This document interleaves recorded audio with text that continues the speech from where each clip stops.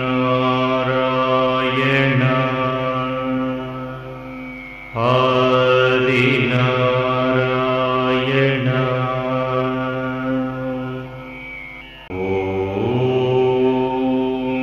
నారాయణ ఆది నారాయణ. వీరాంజనేయ సహిత భగవాన్ శ్రీ వెంకయ్య స్వామి పరిపూర్ణ అనుగ్రహం ఈ దివ్య మందిరములో ఆసీనులైనటువంటి ప్రతి ఒక్క కుటుంబానికి మీరు ఏ సంకల్పంతో ఇక్కడికి వచ్చారో ఆ సంకల్పం సంపూర్ణంగా నెరవేరాలని మీ తరఫున కూడా నేను స్వామివారిని అర్థిస్తున్నాను. ఇక్కడ నేను చెప్పే మాటలు నేను మీలాంటి వ్యక్తినే, ఇవి నా మాటలు కాదు. స్వామివారు అక్కడ ఉపదేశించినటువంటి మాటల్లో 4 నాకు చెప్పటానికి ఈ జన్మకు అదృష్టం ఇచ్చినందుకు స్వామివారికి పాదాలకు నేను కూడా మనపూర్వకంగా నమస్కారం చేస్తున్నాను. ప్రతి శనివారం కూడా ప్రవచనాలు ఉంటాయమ్మా, అది విని తరించండి. ఈరోజు మొదటి శనివారం. ఇందాక ఒక అమ్మాయి నన్ను అడిగింది, రమాదేవి అమ్మాయి, మీరు 2వ తారీఖు చెప్పారు ప్రవచనాలు ఉంటాయని, అందుకు వచ్చానండి అని. అసలు ఎంత అది స్వామి యొక్క అనుగ్రహం, స్వామి మీద నమ్మకం. ఒకసారి ఆ అమ్మాయిని అభినందిద్దాం. ఎప్పుడో విని ఈరోజు నేను ఆ ప్రవచనం వినటానికి వచ్చానని. మరి స్వామివారి మాటలు అంత మధురంగా ఉంటాయి కాబట్టి ఆ విధమైనటువంటి ఇది. ఒక ఆమె వచ్చి నా ప్రక్కన నుంచొని వెంకయ్య అంటే వెంకటేశ్వర స్వామి అండి అని అడిగింది. గబక్కన ప్రశ్న ఇస్తే ఒక్కోసారి ఎవరం కూడా చెప్పలేము. కాదమ్మా వెంకయ్య స్వామి. వెంకయ్య స్వామి ఎప్పుడు వినలేదండి. మరి ఎలా వచ్చావమ్మా? వెంకటేశ్వర స్వామి గుడి అనుకున్నాను. అందరూ ఇక్కడ గుడి ఉన్నది, ఈ రోజున సత్యనారాయణ స్వామి వ్రతాలు జరుగుతున్నాయి అని చెప్తే వచ్చాను. వెంకయ్య స్వామి ఎవరండి అని అడిగి, ముక్కోటి ఏకాదశి రోజున అడగటం కూడా ఎవరినో కాదు, నన్నే. ఎవరిని అడగాలో వారినే అడిగింది. ఇంకొకళ్ళని అడిగితే ఏం చెప్తారు? సరే ఓ 2 మాటలు చెప్పాను. మరి నిజంగా వెంకయ్య స్వామి ఎవరు అనేది మీలో కొంతమందికి క్వశ్చన్ వస్తుంది. మీరు ఇంటికి వెళ్ళిన తర్వాత ఇట గుడికి వెళ్ళామంటే వాళ్ళు అడుగుతారు, వెంకయ్య స్వామి ఎవరు? గొలగమూడి వెళితే ఆ దివ్య మంగళ స్వరూపుడైనటువంటి ఆ మహాసమాధి ముందిన అవధూత వెంకయ్య స్వామి దివ్య మంగళ స్వరూపాన్ని కన్నులారా చూస్తూ ఆ సమాధిని దర్శించుకుంటూ ఒక్క 2 నిమిషాలు మనకు అక్కడ నిలబడే టైం దొరికితే అసలు అంతకన్నా ఇంకా అదృష్టం లేదే అనిపిస్తూ ఉంటుంది. ఎప్పుడైనా మీరు ఈ సంవత్సరంలోపు ఒకసారి వెళ్ళుదురు. ఈరోజు వచ్చినటువంటి వాళ్ళు 9 వారాలు ఒక నియమం పెట్టుకోండి, ఒక సంకల్పం పెట్టుకోండి మీలో. ఈరోజే ఇప్పుడు ఈ క్షణంలో మీతో ఒక సంకల్పం చేయించబోతున్నా. సంకల్పం అంటే మీ కుటుంబానికి, మీ ఇంటి క్షేమ సౌభాగ్యానికి, మీ ఇంట్లో ఉన్నటువంటి ఇబ్బందులు, సమస్యలు, తీరని కోరికలు ప్రతి వాళ్ళకి ఉంటాయమ్మా, లేకుండా ఉండవు, ప్రతి వాళ్ళకి ఉంటాయి. అటువంటి విధంగా మరి ఆ సమస్యలు ఏమన్నా ఉంటే అది ఒక్కసారి సంకల్పం చేసుకోండి. ఆదుకో స్వామి అని అడిగిన చాలు. ఏమడుగుతారో అడగండి స్వామిని. ధ్యానం చేసుకుంటూ మీరేం అడుగుతున్నారో ఈ అడిగింది 9 వారాలు ఉండాల. ఆదుకో స్వామి అని అడిగిన చాలు, ఎవరికైనా జరుగును మేలు, ఎవరికైనా జరుగును మేలు. ఎవరికైనా మేలు జరుగుద్దట. చిన్న పెద్ద తరతమ భేదాలేమీ లేవు. స్వామి మీ చల్లని చూపుల జాలు, మాకు అదే 10,000. అందరూ సంకల్పం చేసుకున్నారు కదా, ఆ సంకల్పం మనసులో స్థిరంగా ఉంచుకోండమ్మా. 9వ వారం తర్వాత కళ్ళు తెరిచి ఈ క్షణంలో మీరు అనుకున్న మీ సమస్య అంటే నేను ఇంకొకటి చెప్తాను, అలాంటి సమస్యలు అనుకోబాకండి. నేను నిన్న ఒక ఆమె నా దగ్గరకు వచ్చి, మాస్టారు పడుకుంటే నిద్ర పట్టట్లేదండి అంది. నేను కొంచెం స్వతంత్రంగా, అదేంటండి పడుకుంటే నిద్ర పట్టకపోవటం మీకేం తక్కువ అండి, అన్నీ ఉన్నాయి కదా. అన్నీ ఉన్నాయి మాస్టారు. ఆమె వయసులో ఉన్నప్పటి నుంచి దేవుళ్ళని ఎన్నో కోరికలు కోరిందట. స్వామి నాకు 3 ఆడపిల్లలు ఉన్నారు, వీళ్ళని కడతీర్చు, మంచిగా ఉంచు అని. ఆ 3 అనుగ్రహించాడు స్వామి. 3 అమెరికాలో ఉన్నారు. వెళ్ళినప్పుడల్లా 6 నెలలుండి 3 దగ్గర ఉండి వస్తుంది. చేతుల నిండా డాలర్లే ఉన్నాయి. ఇక్కడ మంచి ఇళ్ళు కొని పెట్టారు. చక్కగా భార్యాభర్త ప్రశాంతంగా ఉండొచ్చు. మరి ఇంకేంటండి అన్న. ఎక్కువ టైం తీసుకోకుండా ఒక్క మాటలోనే చెప్తున్నా మీకు. సమస్య అంటే మాస్టారు మనవళ్ళు, మనవరాళ్ళు, కూతుళ్ళు, అల్లుళ్ళు అందరూ అమెరికాలో ఉన్నారండి, నా దగ్గర ఎవ్వరూ లేరు, అదే నా సమస్య. అలాంటివి కోరుకుంటూ మాకండి. మీరేగా అడిగింది మా పిల్లలు బాగుండాలా. పగలేమో మా పిల్లలు అమెరికాలో ఉన్నారు, ఆస్ట్రేలియాలో ఉన్నారు, అవి సంపాదిస్తున్నారు, ఇవి సంపాదిస్తున్నారని కాళ్ళు ఎగరేసుకొని పక్క వాళ్ళని పిలిచి కాఫీలు ఇచ్చి టిఫిన్లు పెట్టి వాళ్ళతో మాట్లాడతారా? పొద్దుగూకంగానే ఎవరింటికి వాళ్ళు వెళ్ళిన తర్వాత నిద్ర పట్టక ఇదే సమస్య. ఏ దేవుడు పరిష్కరిస్తాడు? స్వామివారిని అలాంటి సమస్యలు అడగబాకండి. ఎందుకంటే నేను మీరే సమస్య అయినా అడగమన్నారు కదా అని చెప్పి ఇప్పుడు ఆమె ఇక్కడికి వచ్చి ఈ సమస్య అడిగాను 9 వారాల తర్వాత తీరుద్దా అంటే తీరదు. అవి కాదు సమస్యలంటే. ఇప్పుడు వెంకయ్య స్వామి ఎవరు అని ముక్కోటి ఏకాదశి రోజు నన్ను అడిగిన భక్తురాలికి చెప్పాలి కదా. మరి ఇది ఒక 3-4 సంవత్సరాల క్రితం అమాయకంగా నేను కూడా ఇంకొకళ్ళను అడిగిన ప్రశ్న ఇది. అమ్మా జాగ్రత్తగా వినండి. ఒక 3 సంవత్సరాల క్రితం చాలా అమాయకంగా అడిగా, వెంకయ్య స్వామి ఎవరండి అని.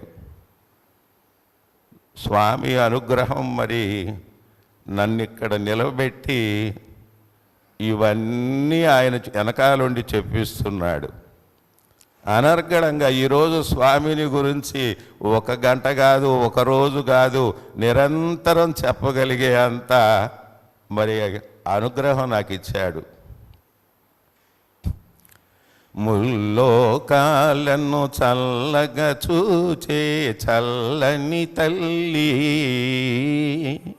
ముల్లోకాలను చల్లగా చూచే చల్లని తల్లి, నమ్మిన వారికి అమ్మలగా పాడే, నమ్మిన వారిని అమ్మలా కాపాడే కల్పవల్లి, నమ్మిన వారిని అమ్మలా కాపాడే కల్పవల్లి, కరుణించి కనకధారను కురిపించిన కనకదుర్గమ్మ,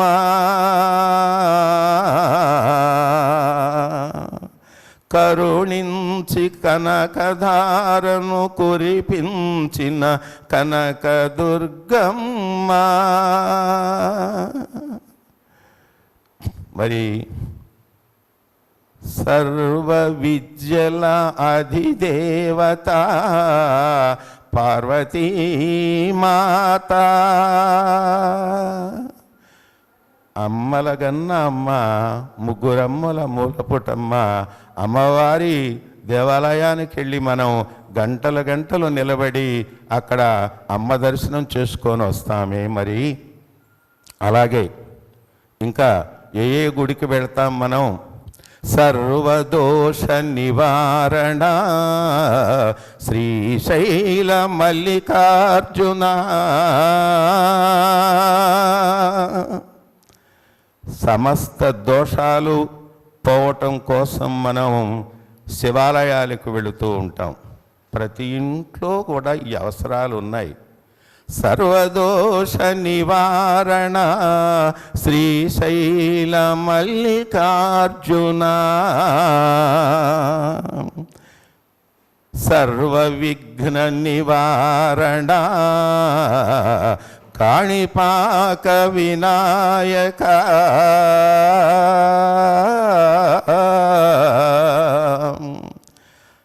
లేచిన దగ్గర నుంచి విఘ్నాలేగా మనకి. లేవగానే తుమ్ముతూ లేచామనుకో, వామ్మో ఏదో వచ్చేసింది నాకు అనుకోండి.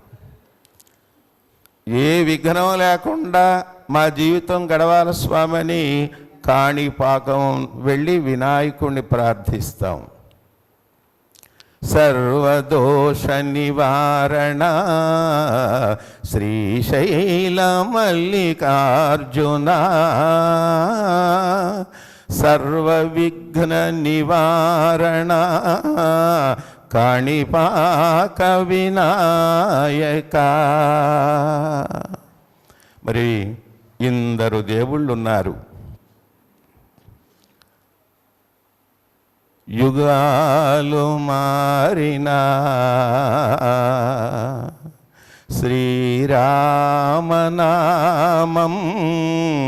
మధురం మధురాతి మధురం. యుగాలు మారినా శ్రీరామనామం మధురాతి మధురం. ఆదర్శ జీవన విధాత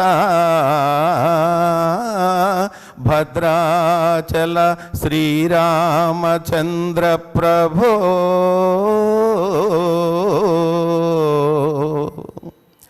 ఆదర్శ జీవన విధాత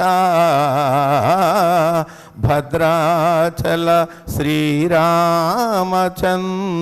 ప్రభో. రామాలయం లేని ఊరు లేదు, రామాలయానికి వెళ్ళని భక్తులు లేరు. ఏదో సమయంలో వెళ్తాం. త్వరలోనే రాబోతుంది శ్రీరామనవమి దివ్య పర్వదినం. రామాలయమే కదా. మరి చూడండి, భద్రాచలం రామచంద్రుడు. మరి ఆయన ఉంటే ఆ పక్కన ఎవరు ఉండాలా? సంకల్పానికి సాకారం, సంకల్పానికి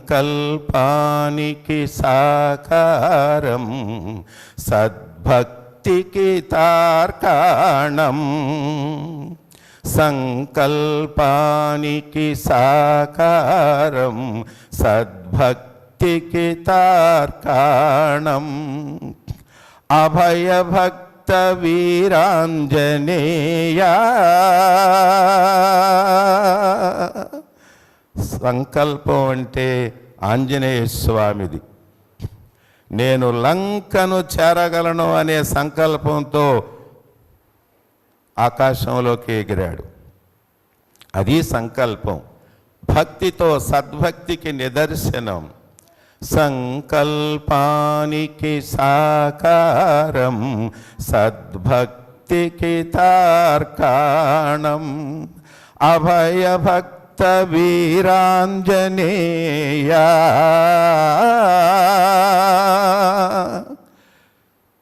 ఇప్పటికి ఎన్ని గుళ్ళకి వెళ్ళామండి. అమ్మవారి గుడికి, శ్రీశైల మల్లికార్జున స్వామి దగ్గరకు, కాణిపాక వినాయకుని దగ్గరకు, భద్రాచలం శ్రీరామచంద్రమూర్తి దగ్గరకు. ఆంజనేయ స్వామి అక్కడే ఉంటారు. ఇక నాకేదో అదృష్టం కలిగింది. ఈ మధ్య మరి హిమాలయాల్లో గ్యాంగ్టక్లో ఉన్నటువంటి ఆ సంజీవని పర్వతాన్ని పెకలించుకు వెళ్ళిన చోటు చూసిన అద్భుత ఆంజనేయ స్వామి దర్శనం నాకు కలిగించారు స్వామివారు. అలాగే మా మిత్రులు రామారావు గారు ఇక్కడ ఉన్నారు.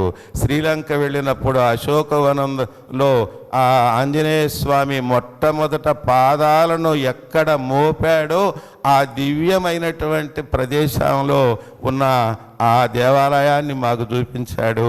అవి మధుర స్మృతులంటే, అవి మర్చిపోలేని విషయాలంటే, అవి మంచి విషయాలంటే.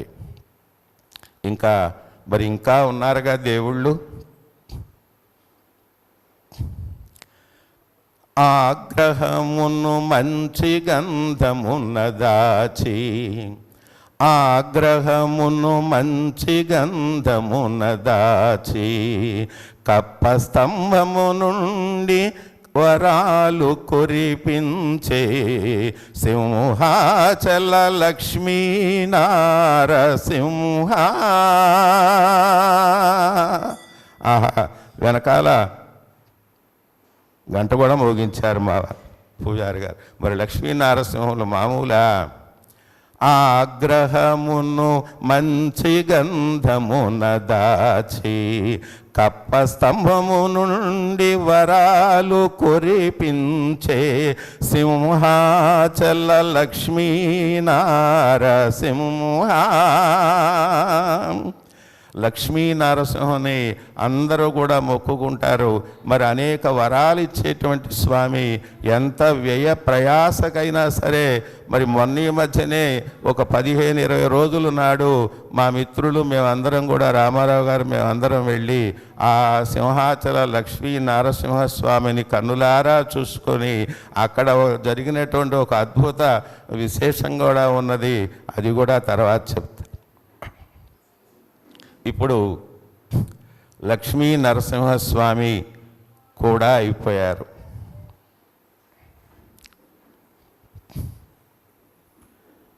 ఇంకా కలియుగాన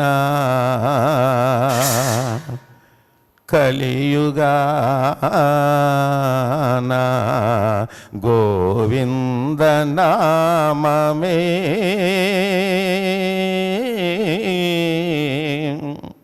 కలియుగాన గోవింద నామమే మానవాళికి అద్భుత వరప్రసాదం. మరి కలియుగంలో గోవింద గోవింద అంటూ తిరుపతికి వెళతాం. మరి అక్కడికి వెళితే మనకి ఏం కలుగుతుంది? ఆయురారోగ్య ఐశ్వర్య సిద్ధి నిలయ తిరుమల శ్రీ వెంకటేశ్వర. ఆయురారోగ్య ఐశ్వర్య సిద్ధి నిలయ తిరుమల శ్రీ వెంకటేశ్వర.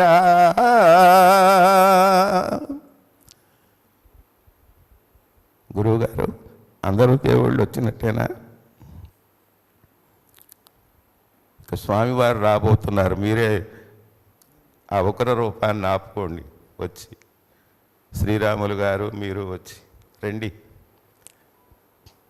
సర్వదేవతల అంశతో స్వామివారు ఈ దేవుళ్ళందరి యొక్క అంశతో ఉద్భవించినటువంటిది. మరి ఇక్కడ చాలా ఉగ్రమైనటువంటి ఈ క్షణాలు స్వామివారి యొక్క మీరు తదేకంగా చూస్తూ ఉండండి.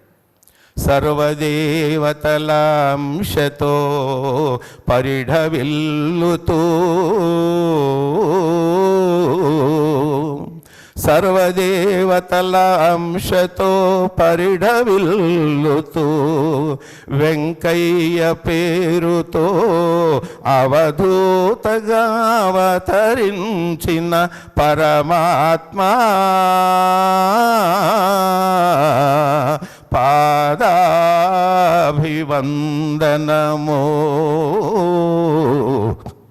గురువుగారండి, మరి సర్వదేవతల అంశట ఇది స్వామివారు స్వయంగా చెప్పినటువంటిది.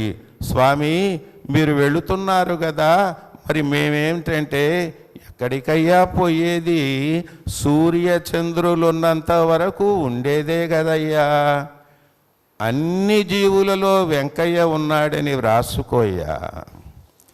ఇప్పుడు ఇన్ని దేవాలయాలకి మనం ఒక్క నెలలో వెళ్ళగలమా ఎవరమైనా? పోనీ ఒక 6 నెలల్లో ఎన్ని దేవాలయాలు తిరిగి వస్తామా? అది కష్టమే. సంవత్సరానికి 1-2 చూసేటప్పటికే మనకు సరిపోతుంది. ఈ దేవాలయాలన్నీ చూసినంత పుణ్యం వెంకయ్య స్వామి గుడికి వస్తే కలిగే అద్భుత వరప్రసాదం. అందరూ కూడా నామం చేయండి. ఓం నారాయణాది నారాయణ.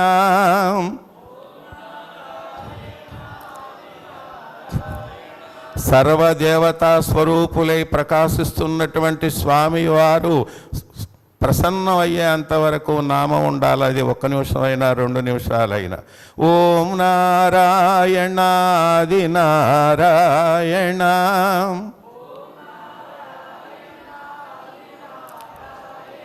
ఓం నారాయణాది నారాయణ.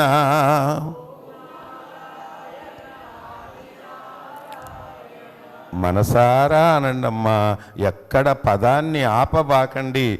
ఈ స్వర నామం మీ శరీరంలో విద్యుత్తులాగా ప్రవహించి మనలో ఉన్నటువంటి ఆ రుగ్మతలన్నీ కూడా మాయమైపోవాలి.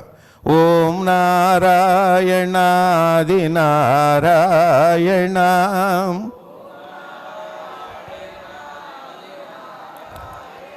ఓం నారాయణాది నారాయణ.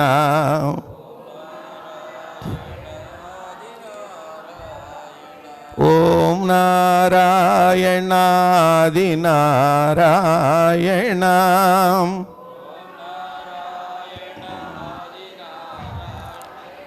ఓం నారాయణాది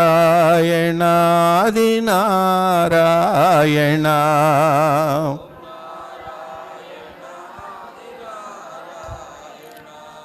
ఇది వెంకయ్య స్వామి ఎవరు అనే దానికి చిన్న సమాధానం. ముందుగా మా మిత్రులు రామారావు గారిని, అలాగే మా అందరి మిత్రులు కారంపూడు రమేష్ గారిని, ఇద్దరిని కూడా రావాల్సిందిగా కోరుతున్నాను. అదే వాళ్ళిద్దరూ ఇక్కడికి వచ్చేలోపు చిన్న ప్రశ్న. గురువు గారు, వెంకయ్య స్వామి గుడికి వస్తే ఈ బంధాలు ఎన్నో. ఇదిగో లక్ష్మి గారు ఒక 3 ఏళ్ల క్రితం వారెవరో తెలియదు, ఇప్పుడు స్వామి సేవకురాలు. చూడగానే ఆ అమ్మాయిని చూడంగానే ఇదిగో స్వామి సేవకురాలు. అలాగే పెద్దలు ఉన్నారు 3-4 ప్రతి వారం చూస్తూనే ఉంటా. అలాగే ప్రతి వారం నన్ను చూసేవాళ్ళు ఉన్నారు. ఈ బంధాలు ఇవన్నీ కూడా ఏ గుడికి వెళ్ళినా కలగవేమిటి స్వామి? వెంకయ్య స్వామి గుడికి వచ్చినటువంటి వాళ్ళకే ఈ అదృష్టమా? అసలు ఒక 3 ఏళ్ల క్రితం మీరెవరో నాకు తెలియదు, నేనెవరో మీకు తెలియదు. మీరు అప్పుడప్పుడు చెబుతుంటే నేను ఆ మూలన అమాయకంగా కూర్చొని వినేవాడిని. ఏమిటి మార్పు, ఏమిటి వెలుగు? 2 మాటల్లో చెప్పండి గురువుగారు. ఓం నారాయణ ఆదినారాయణ. మీరు ఇక్కడికి అడుగు పెట్టడమే మీ బంధం అనేది ఉంది. పిసుకని దారంతో లాక్కొని వచ్చినట్టుగా గురు బంధువులు, గురు ధ్యానం చేసేవాళ్ళు, పుణ్యధనం సంపాదించినటువంటి వాళ్ళు, ఈ ప్రాపంచిక ధనం కాదు, పుణ్యధనం ఎక్కడైతే ఉంటారో గురువు వాళ్ళని బంధించి కాళ్ళకి దారం కట్టి లాక్కొని వచ్చినట్టుగా లాక్కొని వస్తాడు. ఇది గురుబంధం. మనకు చాలా బంధాలు ఉంటాయి, ప్రేమ బంధాలు ఉంటాయి, కర్మ బంధాలు ఉంటాయి, జీవితంలో అనేక బంధాలు ఉన్నాయి. కానీ ఈ గురుబంధం అనేది చాలా పవిత్రమైనటువంటిది. ఆ బంధం ఉండబట్టే మీరు ఇక్కడికి రాగలిగారు. అయితే ఈ గురుబంధాన్ని ఏ విధంగా మీకు సంప్రాప్తిస్తుంది, ఎందుకు వచ్చారు అంటే, పుణ్యధనం మీకు పంచాలి కాబట్టి, గురువు మీ కర్మ విమోచన చేయాలి కాబట్టి, ఆ వెంకటపతి వెంకయ్య స్వామిగా వచ్చాడు భూలోకానికి. వేం అంటే పాపం, కటతి అంటే కత్తిరించి అవతల పడేయటం. వెంకటేశ్వర స్వామి చేసేది అదే, వెంకయ్య స్వామి చేసేది కూడా అదే. ఈ అగ్నిగుండం దగ్గర ఎప్పుడైతే మీరు ప్రదర్శనం చేస్తున్నారో మీ కర్మ విమోచన అక్కడే జరుగుతుంది. మిమ్మల్ని అగ్ని శుద్ధి చేసిన తర్వాతనే వెంకయ్య స్వామి తిరిగి రాణిస్తాడు. ఎందుకనంటే వెంకయ్య స్వామి నిత్యాగ్నిహోత్రుడు. అగ్ని శుద్ధి అనేది ఇక్కడ ఉంది, అగ్ని సంస్కారం అనేది ఇక్కడ ఉంది. మీకు ఇచ్చిన దారం కూడా అగ్ని సంస్కారంతో ఇవ్వబడినటువంటి దారం. ఆ దారం గురువుకి మీకున్నటువంటి అనుబంధం తెలిపేటటువంటి ఒక పవిత్ర బంధం ఇక్కడ ఉంది. ఈ బంధం అనేది ఎవరైతే గురుబంధానికి అంకితం అయిపోతారో, గురు సేవకు కూడా మీరు అంకితం అయిపోతారో, ఇది దివ్యానుబంధం. ఇది ప్రపంచంలో ఎక్కడా దొరకనటువంటి బంధం, దివ్య బంధం. ఈ బంధం ఎంతకాలం ఉంటుంది అని మీరు చెప్పగలిగితే, చిన్న విషయమ్మా, భార్యాభర్తల బంధం పరిమితం, అన్నదమ్ముల బంధం పరిమితం, స్నేహితుల బంధం పరిమితం, కానీ గురు బంధం శాశ్వతం. మనం మరణించిన తర్వాత కూడా మనల్ని వెంటాడుతూ మనతో బంధం పెట్టుకున్నటువంటి మహానుభావుడు వెంకయ్య స్వామి. ఇది గురుబంధం, శాశ్వతమైన బంధం. ఎక్కడైనా పూజ చేసేటప్పుడు పూజారి గారు అంటారు, పుత్ర పౌత్ర, వీళ్ళందరికీ పుత్రుడు పౌత్రుడు, మన పరంపరంగా ఆయుష్ ఆరోగ్యం అన్నీ కలగాలని చెప్పని ఈ పూజారులు మనకి ఆశీర్వదిస్తారు. అట్లనే గురువు శాశ్వతమైన బంధం, ఇది ఆగిపోదు, తరతరాలుగా కంటిన్యూ అవుతూనే ఉంటుంది. ఇటు విశేషమైనటువంటి గురుబంధాన్ని మనకి ప్రసాదించి గురు మార్గంలో నడిపించేటటువంటి పుణ్యమూర్తి భగవాన్ శ్రీ శ్రీ వెంకయ్య స్వామి. ఇది నిజమైన బంధం. ఈ బంధాన్ని పునరుద్ధరించుకోండి. ఈ పునరుద్ధరించుకోవడమే కాదు, శాశ్వతమైనటువంటి రూపకల్పన చేయండి. మీ తరతరాలుగా ఉండేటటువంటి బంధం, ఈ బంధం జీవితం అంతా కూడా కాపాడుకొని ఈ బంధాన్ని పరిరక్షించుకోవాల్సినటువంటి బాధ్యత కూడా ఈ తరానికి ఉంది. నాకు వెంకయ్య స్వామి గురువుగా దొరికాడు, నా గురువు దొరికాడు అనేది మీరు సంకల్పం తట్టుకోవటం కాదు. ఈ బంధాన్ని కంటిన్యూ చేయాలి. ఎప్పుడు దాకా? శాశ్వతంగా తరతరాలుగా ఉండేటట్టుగా చేయండి. ఇది నిజమైన బంధం. థ్యాంక్ యూ గురువుగారు. మరి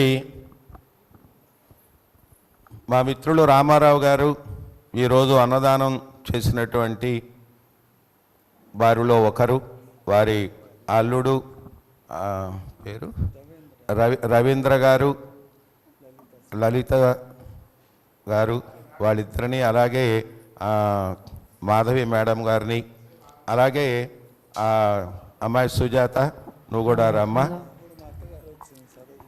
సరోజిని గారు. ఇక్కడ రాము గారు మీరు రండి ముందు. ఈయన ఇక్కడ నూతన సంవత్సరం మొదటి శనివారం. అమ్మా సుజాత, మీరు ఎవరో పిలిస్తే వస్తున్నారని అనుకోబాకండి, స్వామివారే మిమ్మల్ని రప్పిస్తున్నారు. ఇవాళ రామారావు గారి రూపంలో మీరు పిలిస్తే వచ్చారు. ఏమండి చూశారు కదా వాళ్ళిద్దరిని. రాబోయే 9 వారాలు రెగ్యులర్గా వస్తారు. మీ అమ్మాయిలిద్దరూ బాగా సెటిల్ అవ్వాలని స్వామివారిని అనుకొని సంకల్పం చేసుకొని దుని పూజ చేసుకొని వెళ్ళి 9 వారాల తర్వాత మళ్ళీ మీతో నేను మాట్లాడతా. మరి మా మిత్రుడు రామారావు గారు కూడా ఇప్పటికి ఎప్పుడో ఒకసారి నేను పిలిస్తే వచ్చి ఇప్పటికి 7-8 సార్లు వచ్చారో మరి ఇంకెక్కువ సార్లు వచ్చారో తెలియదు. వారిని కూడా ఒక్క మాట స్వామివారికి ఇవాళ లేటుగా వచ్చారు. ఆ లేటుగా వచ్చినందుకు స్వామివారికి ఏం చెప్పుకుంటారో చెప్పుకో. నారాయణ ఆదినారాయణ అందరికీ నమస్కారం. ఈ వెంకయ్య స్వామి గురించి ఎన్నో విన్నారు మీరు. నేను చెప్పాలంటే చాలా ఉంటుంది, కానీ ఇప్పుడు సమయాభావం. వీరు అడిగినట్టుగా సోమసుందరరావు గారు మా మిత్రులు, వీరు కాలేజీ ప్రిన్సిపాల్గా చేసి రిటైర్ అయినారు. దీనికి అందుకే మూల కారణం మీకు తెలుసు, మన బోయపాటి శ్రీరాములు గారు. వారి సొంత ద్రవ్యంతో ఈ మొత్తం ఆస్తులన్నీ కూడాను దీనికి స్థలానికి దీనికి కూడాను ఉపయోగించి వాళ్ళు ఇచ్చేసి ఈ స్వామివారికి అంకితం అయిపోయినారు. నాకు ఈ వెంకయ్య స్వామి గారి గురించి నాకేం తెలియదు యాక్చువల్గా.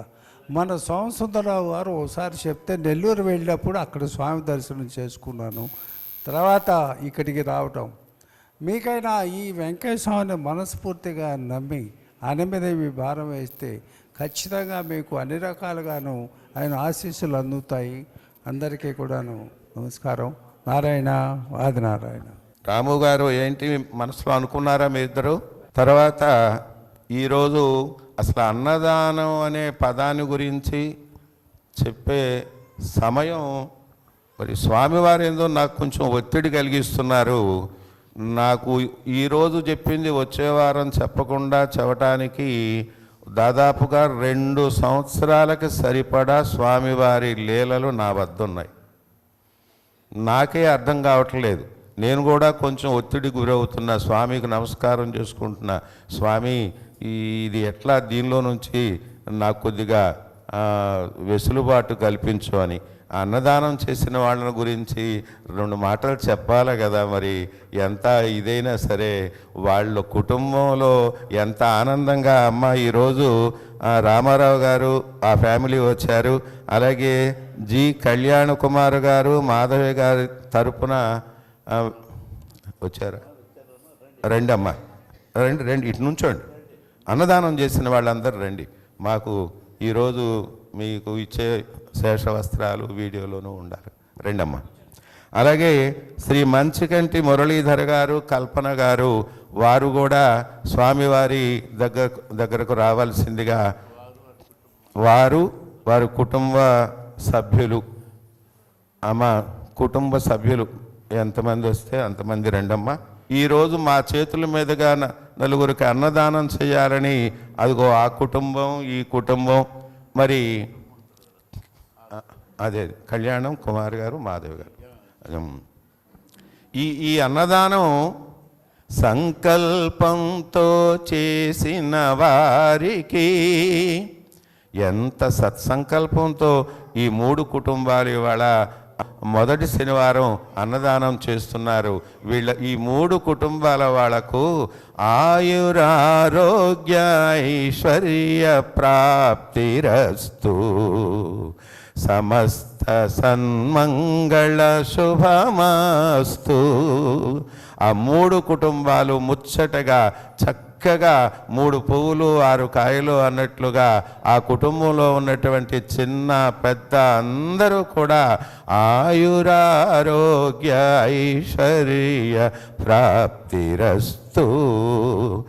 మరి ముందుగా శ్రీ మంచిగంటి మురళీధర్ గారు, కల్పన గారి తరఫున వాళ్ళ అత్తగారు మామగారికి శ్రీరాములు గారి చేతి మీదుగా మరి స్వామివారి శేషవస్త్రాన్ని చూడయ్యా వెనకాల స్వామివారి శేషవస్త్రాన్ని బహూకరిస్తున్నారు. ఈ శేషవస్త్రం చాలా పరమాద్భుతమైనటువంటిదమ్మా, అది బాగా గుర్తుపెట్టుకోండి. అదేవిధంగా మరి శ్రీ జి కళ్యాణ కుమారు మాధవి గారి తరఫున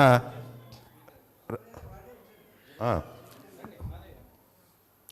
మరి మా గురువు గారు శ్రీ పాండురంగయ్య మాస్టారు అని స్వామివారి చేత పిలిపించుకున్నటువంటి ఆయన. ఇది ఇప్పుడే నేను సంకల్పం చేసుకున్నామని చెప్పినటువంటి సుజాత రాము దంపతులనిద్దరినీ వచ్చి వారి చేతుల మీదుగా వీరికి ఈ శేషవస్త్రాన్ని అందజేసి మీరెప్పుడు వస్త్రాన్ని నా చేతి మీదుగా అందజేసుకుంటారో ఎదురుగా ఉన్న స్వామివారితో చెప్పుకొని వేయండి.